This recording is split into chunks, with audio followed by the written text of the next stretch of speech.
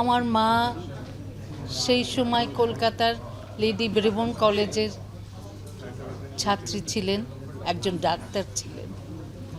তো মা সব সময় বলতেন, দেখো তোমরা শুধু লেখাপড়া করলে হবে না, তোমাদেরকে সব কিছু করতে হবে, নাচ গান কবিতা আবৃত্তি এগুলো সব করতে হবে, মানুষদের সহযোগিতা করতে হবে, তাদের দিকে তাকাতে হবে, এরকম মা খুব বলতেন।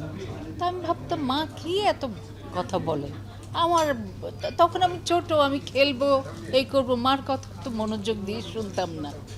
কিন্তু একটা সময় সত্যি আমার মা খুব তাড়াতাড়ি মারা গেছে।